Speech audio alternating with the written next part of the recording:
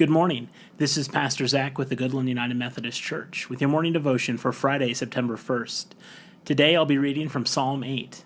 O Lord, our sovereign, how majestic is your name in all the earth. You have set your glory above the heavens. Out of the mouths of babes and infants you have found a bulwark because of your foes, to silence the enemy and the avenger. When I look at your heavens, the work of your fingers, the moon and the stars that you have established, what are human beings that you are mindful of them, mortals that you care for them? Yet you have made them a little lower than God and crowned them with a glory and honor. You have given them dominion over the works of your hands. You have put all things under their feet, all sheep and oxen, and all the beasts of the field, the birds of the air, and the fish of the sea, whatever passes along the paths of the seas. O Lord, our sovereign, how majestic is your name in all the earth. I'm going to finish this week reading one more devotion that was written by Michael Williams of Hendersonville, Tennessee. And he reflects on Psalm 8. A fellow who lived in the rural part of Middle Tennessee, where my mother grew up, responded in this fashion when people asked him what kind of Christian he was.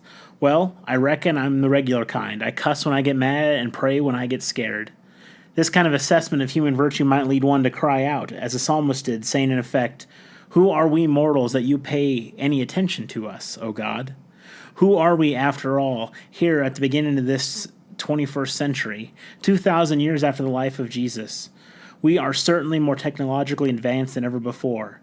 But is the world a more peaceful and loving place for having experienced 2 millennia of Christian witness and influence? Most people will say that it is not. Sadly, many of the conflicts around the world today involve Christians fighting other people or allowing other religious traditions to encourage fighting among ourselves. Has the cussing or the praying of everyday Christians had more impact? We have received blessing, but have we been a blessing to all nations? Psalm 8 makes this radical assertion that God creates humans as little less than their maker. Apparently, the image of God that God holds for us is far greater than the image we have of ourselves. Now, at this time, when we stand at the beginning of a new century and new millennium, let us pray that we will grow into the image that God holds for us.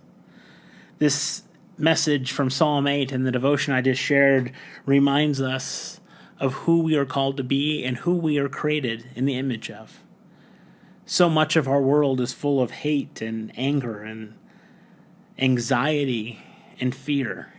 We act out of those emotions instead of out of the blessings that we've received from God, instead of realizing what we have been given by God, the call, the promise, the comfort, the hope, the love. All these things should be what we use. The blessings given to us should be blessings we give to others. So as we think about our days, as we begin this new month in September, how are we being a blessing to others as God has been a blessing to us?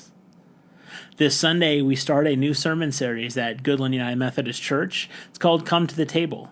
We're going to look at, through the month of September and the first week of October, what it means to accept Christ's invitation to the table, how it transforms our lives, how it transforms the world.